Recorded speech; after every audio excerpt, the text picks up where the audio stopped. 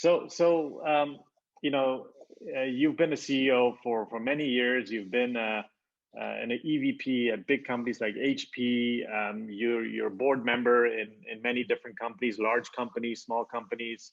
So you've seen startup CEOs, mid company CEOs. You've seen large, thousands of employee company CEOs.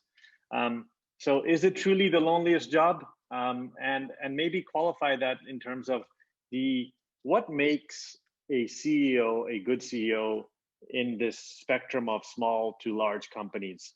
Because I would imagine DNAs are different, but I'm very Yeah. interested in the large companies as well, and we'll get to that. And I'll tell you why. Is because Yeah. in a small company, people are intrinsically motivated. It's a small group. You know everyone's name, and so the Yeah. CEO can put their footprint on and inspire that team of 30 people. You're all in the Right. same office, drinking from the same coffee machine, blah blah blah. But when you're running a giant thousands of person company, you can't put your footprint anymore. So there's a different skill level needed. So yeah, I'd love your just I guess your reaction, your commentary to my observation. I guess yeah. I do think that the CEO job is the loneliest in the world. It's even lonelier than being the caretaker of a lighthouse on a remote island, because you you truly, as a CEO, you have nowhere to go. Like, you have no peers in your own company.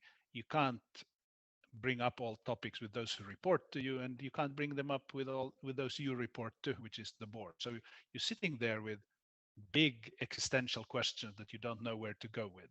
So you have to, typically you look for other CEOs where you start sharing and comparing notes, and you may have a coach and a mentor. So that's how you make it less lonely. But it is lonely, and you have to be in a way fine with it, that you are a single point of failure.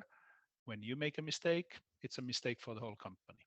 And you must have the confidence in yourself to live with that reality. That if you screw up, you screw up for many people. But then, what makes a great CEO? I think in business in general, the biggest predictor of success is coachability. And I would like to say coachability and curiosity.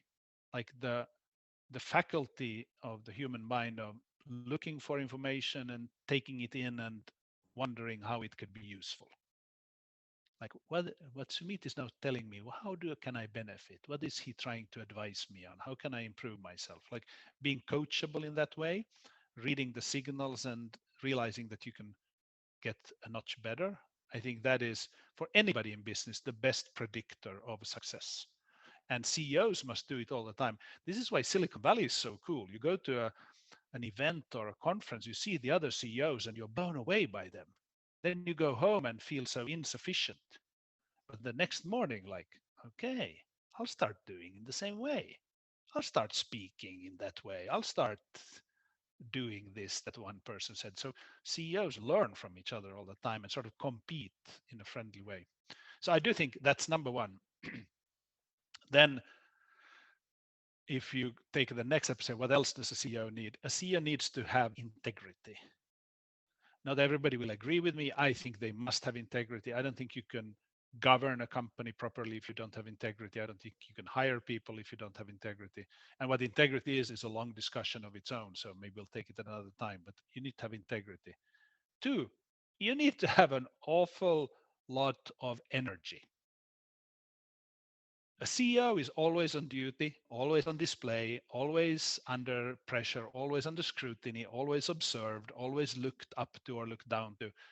You must have a lot of mental energy to just keep going, because it's not fun every day. It's not great every day. There are moments when you like to give up or do something else, and you just know that you can't do that because everybody is looking at you. So you must have energy, and people can build their energy. Some people think it's genetic. I don't think so. You could just say, I will learn how to maintain a very high level of energy always.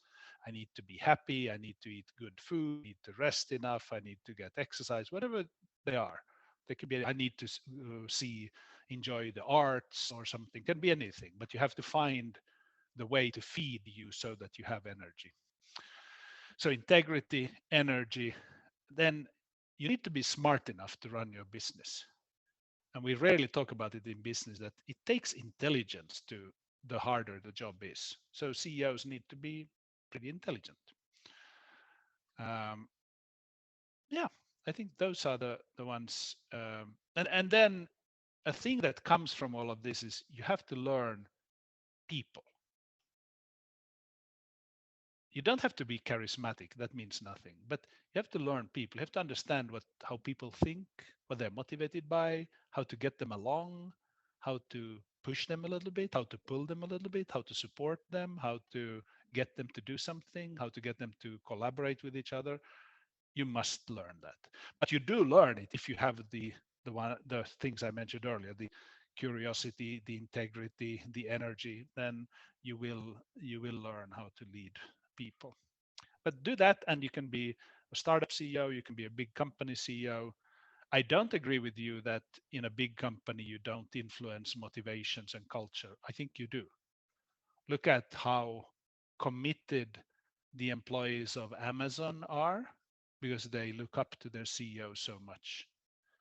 Look at like Enrique Lores at HP, the one that produces laptops. Like it was an old organization. Many people said they'd lost their mojo and their culture and it was stagnated. Not anymore. Like new CEO and it somehow energy gets diffused into the organization. Not that everybody is, of course, if you have thousands or tens of thousands of employees, of course you have pockets where like a morgue. Nothing happens and everybody's difficult and nobody's collaborating and nobody's innovating and nobody's happy. Sure, you have them in any large company, but you have to look at it in as a percentage of the overall headcount. And even in startups, you always have problems somewhere. Like we try to be so great at bringing only the greatest startup builders into a company, and soon you realize you somewhere have a person or a group that's not fully on board. So I think the problem is the same in large and small companies. It's just the magnitude that varies. Right.